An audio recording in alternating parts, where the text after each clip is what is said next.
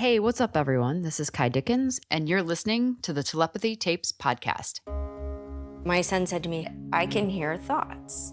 What is this phenomena happening? Why are his mind and my mind completely connected? Telepathy is the tip of the iceberg with their spiritual gifts. People don't understand that they can do this. They don't even have to be in the same room, the same zip code. For decades, a very specific group of people have been claiming telepathy is happening in their homes and in their classrooms.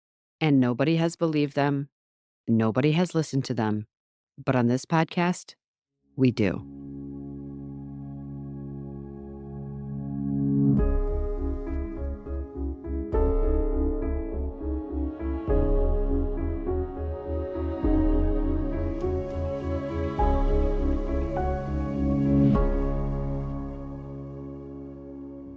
Welcome to the 5th episode of the Telepathy Tapes. Parents aren't the only ones who are suggesting that non-speakers can read minds. Educators are witnessing this phenomenon in their classroom as well. And the teachers coming forward in this episode are brave. Many have not publicly talked about this before, and that's because they can lose their license, their job, or their reputation by doing so. I've never talked about it before. I've never talked about this. It's like, don't you dare say that out loud. You'll lose your job. Other teachers, they don't want to talk about it. They don't want to sound crazy. What you're about to hear over the course of the next episode is confounding. And if you've been asking if we're all capable of telepathy, this episode will provide answers. I'll never forget when Dr. Diane Hennessy Powell first revealed that teachers have long observed telepathy amongst non-speaking individuals too. It was a revelation that added another layer of credibility to these claims. And the first teacher Diane mentioned to me was Mary Ann Harrington. And for great reason. She was one of the early teachers who witnessed telepathy over 30 years ago. And she has gone through great lengths to document it, validate it, and try to push this knowledge out there. She's now retired and works on a volunteer basis with some of her former students. My name is Mary Ann Harrington, and I first was brought into this world as a classroom teacher for children with autism. Mary Ann witnessed extraordinary abilities and talents over her time as a teacher and discovering the non-speakers' spiritual gifts, as she calls them. It was an unfolding with many kids with many different lessons. I asked about her first concrete knowledge that telepathy was happening. And it was when she was visiting her former student, Anthony. I was visiting his classroom. He was no longer my student. And the night before in the grocery store, I thought, well, I'm going to see Anthony tomorrow, and maybe I'll bring him a couple of his favorite things. I know he liked the butter cookies with the hole in the middle, so I got some of those. I saw these little chocolate donuts, just those tiny packages, and I thought, oh, yeah, Anthony likes those, and then a little chocolate chip cookie thing. And then I happened to have gotten these fish candies earlier in the day.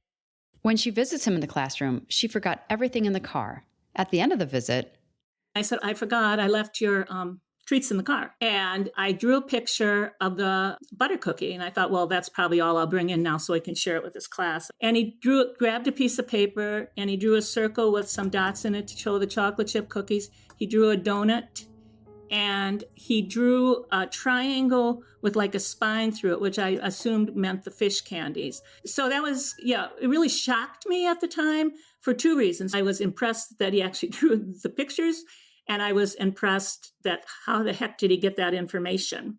In her retirement, she spends time with Anthony and works with him often. I never really asked him until many, many years later if it was because I was thinking about him in the grocery store the night before. And basically, I sent out a signal when I was thinking about him in the grocery store about what he might like. It's not like he just jumps into my mind. He gave me the impression that he doesn't go anywhere uninvited. That was just the beginning. More and more students start to reveal in small and meaningful ways that not only are they in there, they can read minds. With permission from parents, she started to conduct her own telepathy tests with students. I started making some videos to send out to people. I sent it to quantum physicists. I sent it to different universities that I thought might be interested in this. What were you hoping when you sent out the videos of these tests? I just want them to know that you're overlooking some huge phenomena. And these kids are really quite spectacular, and they can teach us a lot about consciousness in general. The effort that Mary Ann put forth to try to get anyone, to recognize the gifts in her students is remarkable. The tape you're about to see shows 3 14-year-old boys with severe autism. 2 are totally nonverbal, and 1 has some limited verbal capability. When I look at the video, I see a younger Mary Ann in a pink shirt sitting on a white couch. Mary Ann has layered shoulder-length hair and a beautiful, thoughtful face. There's this wonderful and nostalgic 80s look to everything. What I'm trying to show here is just their basic ability to pick up image sending. I love looking at Mary Ann's old tests. She did these decades before Dr. Diane came along, and one of the tests reminds me of the UNO test that we conducted with Houston. I'm going to play a Lego game. It's going to be the Lego guessing game. And Mary Ann's going to put 1 Lego on your head, and I want you to tell Mary Ann what color it is. What color is this Lego, Jarvis? This is the color? Got it? Very good. See, got that? He said yellow. What color do I have on your head now? I have the color red. Got it? Very good. He said red. Okay? And the last one, I'm going to give 1 more color on your head, and it's the color blue. Okay, good job. She did such a variety of tests. We're going to try the Scrabble exercise. I'm going to make a random word here, and then I'm going to ask him to come out of the bedroom and type it. And like you've witnessed with the tests in other episodes, her students were always correct. Where did Mary Ann pick of the Scrabble letters now? R-A-I-N.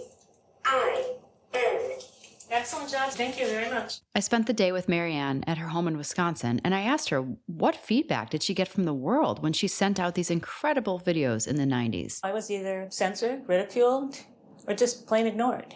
It just never really got investigated by the medical or scientific community. She said she didn't have enough letters after her name to be taken seriously. And the reason why is that these claims are in a direct conflict to the materialistic paradigm. These kids are miraculous beyond belief.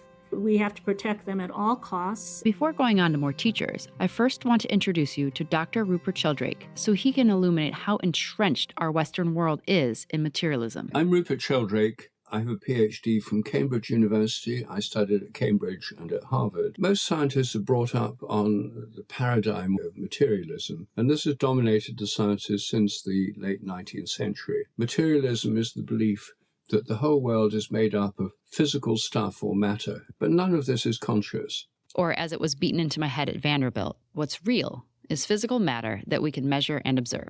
The influence of this materialist dogmatism is very strong, and what they try and do is say that any educated person would agree with them.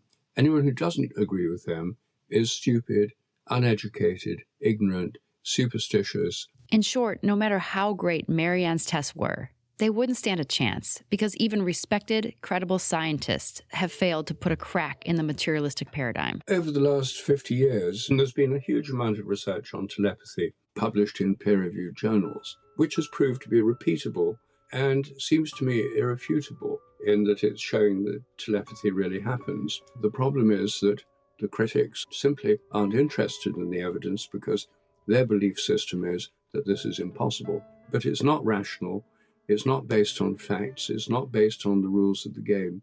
But what is based on fact is that thousands of parents and teachers and therapists are saying that telepathy is happening. So let's meet another teacher. Hi, my name is Carrie Houston, and I am using a pseudonym right now because I am a speech and language pathologist.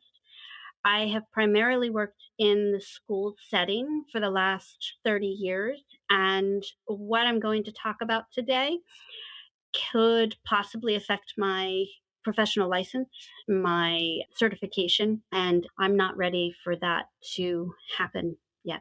So I have been working with the autistic population at least 27 years, and most of them have been nonverbal. They can read thoughts. Yes, absolutely. There's no argument there. They're not even listening to our words. I asked what made her think initially that they could read minds. Like many teachers, telepathy is not the automatic assumption. It's something that sort of seeks in as this inevitable truth after years and time spent with many students. However, she points to a real tangible moment when there was other people in the room and they witnessed something remarkable with one student. He's typed that he can read my thoughts. He's typed that he can read others' thoughts.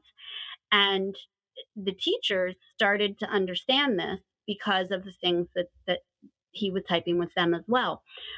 But the most blatant experience of it was there were 3 of us standing together. It was myself, his para, and the child. and maybe the teacher was behind. So Carrie, the paraprofessional, and the teacher were all in the room with the student. This student immediately started acting out and was getting a little bit upset. And I said, Sheriff, what is going on? Will you please type for me? He said the name of his para is going to the beach. And I said, what are you talking about? And the para got a text message from her husband saying he's in Atlantic City and he locked his keys in his car and he may need her to come get him. And I had no idea what was on this text. And his para just looks at me and said, are you kidding me? She showed me the text. I mean, Atlantic City is the beach. And so he was reading what was going on in her mind and the possibility that she may have to go to Atlantic City. So even though I had known about his abilities, that kind of solidified it more with the paraprofessional and the teacher. And now let's meet Casey, a teacher in the South. I was a teacher at a school for children with developmental issues. When I started working with the one kid in particular, I'll call him Jay, there was a series of events that happened where he knew information that nobody had told him. She gave me a bunch of different examples, and small things over time just added up. For instance, Jay one day would just start crying and acting out. We were trying to figure out what it was, and he typed, I'm sad because he's leaving me. Because he knew that one of his favorite teachers was changing schedules and changing buildings. We never told them when schedule changes were happening. So it kind of was a flag for me. And at a certain point, Casey decided all of these things just can't be coincidences. So she decided to flat out ask Jay. I was like, Jay, this is going to be kind of a weird question, but can you type what I'm thinking? I was thinking one word, and it was the word space. And he just typed that. I was in shock. And then I was like, okay, it could be a fluke. He did that over and over. Being a mother myself, I knew that if I was going to tell anyone, it was going to be his mom. And I asked him first, of course, I was like, do you want to tell your mom? And he said yes. They set a meeting, and Jay was so excited about this and nervous. He was bouncing off the walls, and he couldn't regulate his body enough to sit there and spell what was going on. So I finally just blurted it out. You're going to think I'm crazy, but your kid can read my mind. I was so afraid. But immediately she started crying and she said, I knew he was special. She definitely, looking back, had instances that made a lot more sense to her. And then they collectively agreed that they should go tell the principal. And for Casey, just like so many teachers, they don't know that this is happening elsewhere in the world. So they think that they are witnessing a singular, independent miracle of sorts. So of course she wanted to tell the principal, just as if a teacher discovered some prodigy of another sort in her classroom. I'm the one that told her what I found out about Jay. Right after I said, I found out he could read minds, there was a little smirk. And she said something like, I thought this might be why you're here. She's not surprised by this. That's interesting. And then she went on to say that they are aware and they have a list of students that they know are like him. Is it fair to say that you think she had been told that non-speakers were telepathic before? Yeah, I think that they have intimate knowledge that this is very real and potentially very impactful. And when you say they, do you mean like the school board or principals in general? The schools like this one that work so specifically with these individuals are aware. So now, leaving Casey, I want to take you to the other side of the Atlantic, where a teacher named Jess discovered this in a similar type of school. I started off as a teacher. That was my first and only job, really. This is Jess. She's a retired teacher in Somerset, England. And in the late 1980s, I got asked to do a temporary contract in this school for children with speech difficulties and or language difficulties. It was intimidating terrain for her, but she loved it, and it turned into a permanent post. A new 6-year-old student named Asher joined the class, and immediately Jess noticed that he was having an immense influence on the behavior of the rest of the class, although no words were being spoken. I'd be reading a story to the class and they'd all be sort of giggling to themselves, and they'd never done that before. They were really sort of good little children. She said the entire class started acting differently. And this was the first time I'd ever noticed it, that they were communicating with each other in a non-verbal way. I remember one day when I saw them out in the playground and they were playing a game together. Everybody knew where everybody else was going to be and what was happening next. There was a real storyline to it. And yet none of them were speaking. It suddenly dawned on me, these little kids are communicating with each other through telepathy. And I kept it to myself, but I must have put out mentally to the children that I wanted in on this. I wanted to understand what was going on. I wanted to be part of it. And quite a few of them started to include me in this and to kind of teach me and train me in telepathy, for want of a better word. Wow. Okay. So how did that unfold? I was working with this girl. I suddenly got this, the sort of prickling you get on the back of your neck when someone's staring at you. And it was like an enhanced version of that. And I was really feeling uncomfortable. And I could feel that one little boy was behind me and he was beaming at me really strongly that he wanted my attention and he wanted it right then and there. And it wasn't a conscious thing. I was working with this little girl. She was really working hard. And I just said, without even turning round, Jimmy, just wait a minute, please. I'll come and help you in a sec. I'll get to you, but just be patient. And Asher was sitting across the room watching the whole thing. And he went, well done, Jimmy. She got it. She got it. And then the whole class started clapping. So Asher had enough language that he was able to say that out loud, right? In these early years, he was verbal, correct? Yeah. And with Asher saying she got it and the whole class clapping, I thought they do want me in on this, and this is wonderful. The next step was a little boy called Max, who kind of took on the role of talking into my head. I could actually hear his little voice in my head when he wanted my attention. I could be off in the staff room or in the school hall or something, and then I'd get this little voice in my head that was audible to me. And I'd have to then go searching around the school to find Max. And there was always some problem, somebody fallen over or something had gone wrong or somebody wasn't very well. And he wanted me to come and sort it out. So he was the first voice you could hear audibly. Did you ever hear other kids audibly in your head, or was Max the only one? I think Max was the only one. He was quite astonishing, really. There's a lot to unpack here, and I asked Dr. Sheldrake, the esteemed biology professor and researcher from Cambridge, how something like this could be possible. He has studied telepathic communication in animals, and he's also validated the sense of being stared at in various peer-reviewed studies. I think that our minds are field-like. They're extended in space. They're not just things confined to the insides of our brains, as materialists assume. And the idea of fields that are extended beyond material objects is actually totally standard within science.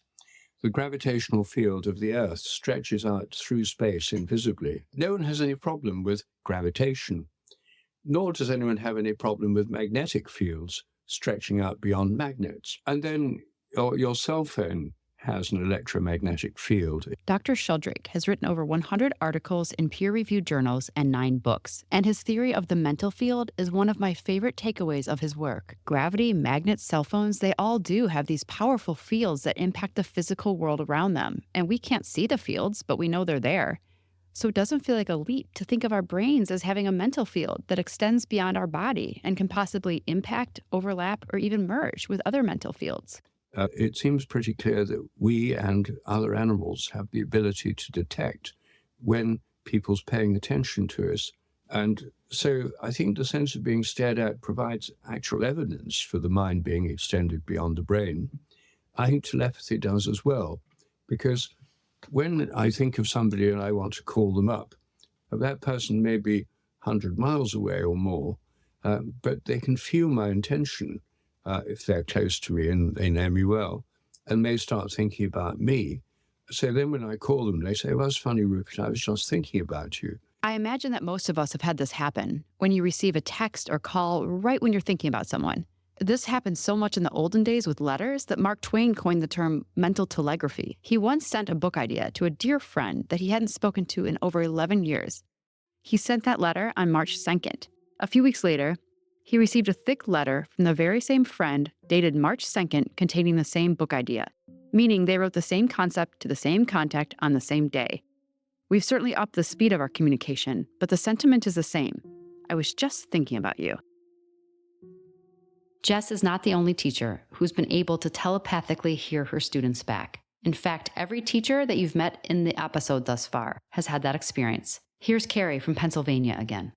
I absolutely have heard my students' thoughts. I absolutely have answered them verbally. I don't know that I've ever shared it with anyone that I can hear their thoughts. So it's tricky for me too, because I think I've turned it off because of my situation. If I really sit and really work at it, I can definitely hear it.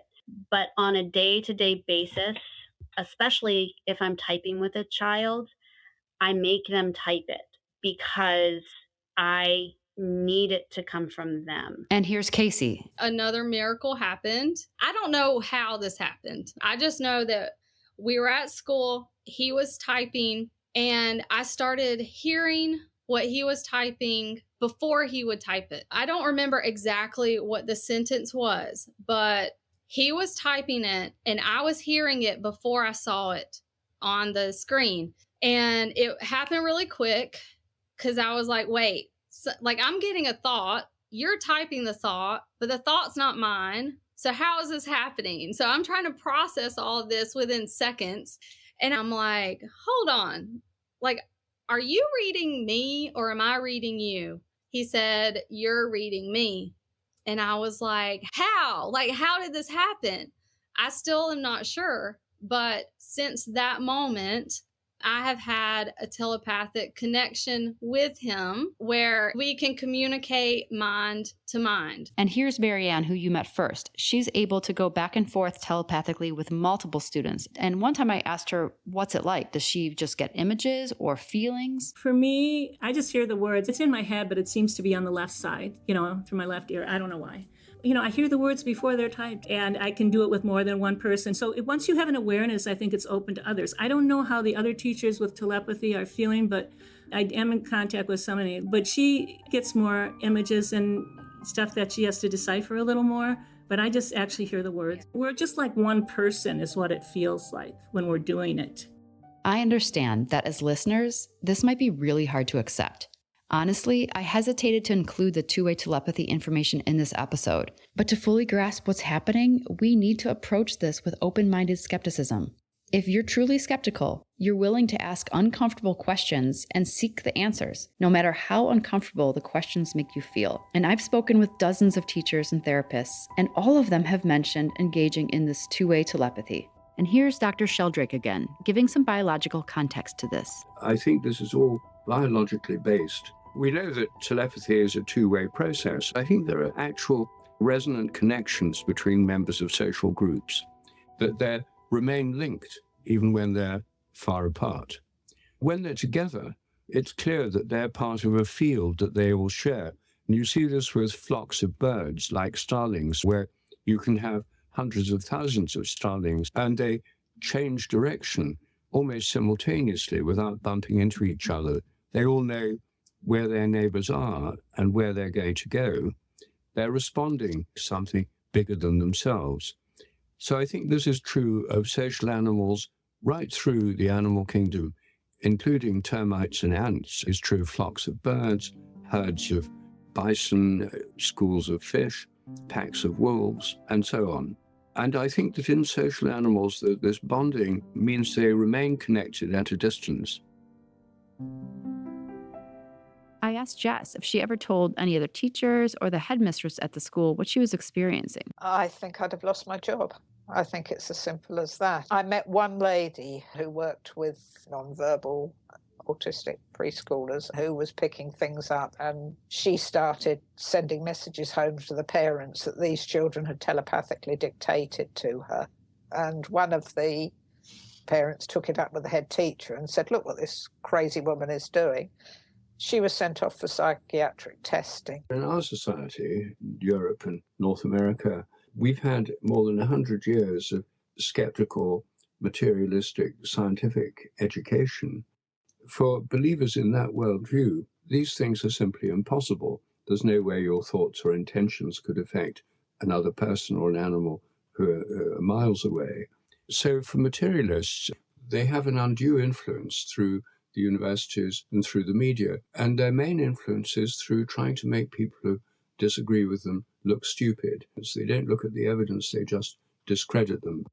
But to admit any of this in relationship to the spellers is even more charged, because it means we have misdiagnosed and underestimated these children for decades. Children with learning disabilities are being isolated in mental hospitals. Suggesting they euthanise the child. Suffocated, killed her autistic son Jason. They weren't trained to deal with autism. Bare walls, nothing but a plastic mattress on the floor. Waiting lists for services are endless. In certain countries, non-speakers have been euthanized, and that is still occurring. There's been widespread institutionalizing and drugging of these children. And to admit that they're in there and might have gifts that we can't even begin to understand means that we have to account for the ways we've harmed and failed these children.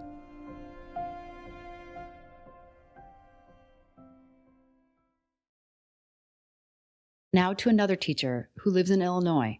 She doesn't know anyone that we've introduced in this podcast thus far. And she upended my world when she told me that her kids talked about something called The Hill. My name's Maria. I work in the north suburbs of Chicago in a private practice, and I predominantly see non-speaking autistic students. Maria has been working with the non-speakers for over 20 years. Over the past 5 years, I've learned that many of my students, all of them at this point, have telepathy and they can read thoughts and they can see spirits, and in some cases have been able to predict events happening that's in the future. Maria then brings up The Hill, which you learned about in episode 3. And this shakes my very foundation. I interviewed Maria before any mention of The Hill was made public. The episodes weren't out yet. There wasn't anything on my website about it, so I was dumbfounded. So 2 of them had explained a place that they gather, but it doesn't have any dimension to it. Because they gather together, they call it The Hill because it kind of makes a hill of thoughts. Okay, so back up really quick, because this is unbelievable. So you're in the northern suburbs of Chicago, and can you tell me what they said about The Hill or how it came up? I said, tell me about The Hill. Is it a place? And the answer was, not a place. It really has no dimension. We just all go there in our thoughts, and that's why we call it The Hill. Even one of my students shared, he said, a lot of the people from here are there, but I don't talk to them when I go to The Hill. I talk to this person from Denmark and this person from Canada, because one talks about time travel and the other one talks about bees and the environment. I was truly at a loss for words. And Carrie in Pennsylvania also thinks her students telepathically hang out and communicate together. It's my understanding that they all communicate together. One student explained it as a grid. They've also started using similar words, which is interesting. The word ploink has come up, P-L-O-I-N-K, and it means like to play almost. Because I've asked, I'm like, what does ploinking mean? Well, one student told me, and then another one used it, an adult who is not even in the school. It keeps showing up, which is also fascinating to me, which also lets me know they really are on the grid together and communicating between each other. Because the times that plink has come up, that word wasn't even in my mind, my vocabulary. I also want to include one more story from Maria, the teacher outside of Chicago, who said that her student Stephen makes telepathic meetup appointments with another one of her students when they're not in school together. Stephen shared with me that he would communicate with Bob in his home during the school day. He goes to see him at his home in his mind every day at 2:00, and they visit. They have a set time. As she says this, I think about John Paul, who we met in the last episode, who runs upstairs when he gets home and piles pillows on his head to block out all the noise in his house so he can concentrate on telepathically chatting with his buddies. If you're not able to connect with your body, but you have a drive to be connected to people and be in community, you'll figure out a way to do it with your mind. And they did. They figured it out. I love that statement so much. We have a deep drive to connect and know each other. And for those who can't, because they don't have a voice, they have figured out a way how to. It is that critical for the human condition. But these experiences do start to beg the question, are we more than just our body? Are we consciousness? Are we an illusion or a hologram? Are we spirit? Are we light? And that brings us to our next teacher, Suzy Miller, an incredible and brave human being who's based in Arizona. My name is Suzy Miller, and I'm the author of Awesomism, A New Way to Understand the Diagnosis of Autism. I was a pediatric speech-language pathologist for decades and am now working with families all over the world. So tell me about your first interaction with this population. So my very first interaction was in 1999, and I was given a client that was diagnosed with autism. I went to this kid's daycare center to see him. He was walking around his daycare center saying, "It's the millennium, it's 1999. And through my speech pathology eyes, I think, okay, this is a strange little kid. I didn't know what to do with him because I had no training in autism at the time. So I just was giving him some space. I sat down against the door. I let him walk around the room and get used to me and me used to him. And as he was doing that, I saw this body of light floating above his physical body. I kept rubbing my eyes, wondering, what the heck is going on? What am I seeing? And I couldn't get that visual to go away. I saw it with my eyes open, saw it with my eyes closed. It didn't matter. And then I heard this little boy's voice say in my head, he said, "That's my light body. You're here to put my light body back into my physical body." And I had no idea what he meant. I had no idea why he thought I had the ability to do that, because I didn't consciously know anything about that. In future episodes, we will delve into this because what was Suzy seeing? I mean, could it be an equivalent of an aura? Is it something like the soul? Or was this young boy able to work with her consciousness to project something that maybe wasn't actually in her physical worldview, but was placed into her consciousness view? Either way, it had a profound impact on Suzy, and it changed the rest of her life. But nevertheless, he took me through a process over a year where that's exactly what we did. How old was this young man? He was 4. Oh my goodness, he was 4. Okay. So how was he communicating that to you? Telepathically. Had you ever experienced anything like that before? No. But it was so clear, Kai. It was like, it wasn't like something like you're kind of going, did I just make that up? It was so clear in my head. What was your reaction as far as communicating that to other people? Anytime I tried to tell somebody who was in my profession, a speech language pathologist, they thought I had lost the plot, and rightly so. I thought I had to, at least initially. The very first thing I asked him is, can I tell your mother? I'm a pediatric speech language pathologist. I hold a license. I'm certified. I have a certificate of clinical competence.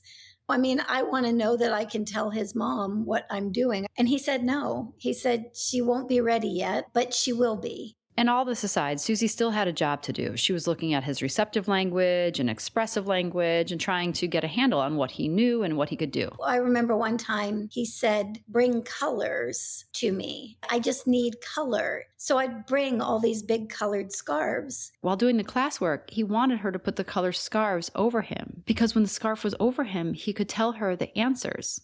And when the scarf wasn't over him, he couldn't. If the scarf wasn't over us, nothing. He would look at me like he didn't understand a word I was saying. I asked him what was going on, and he said he could take all of that information, put it into a color, and absorb the color, but he couldn't absorb the pictures and the words.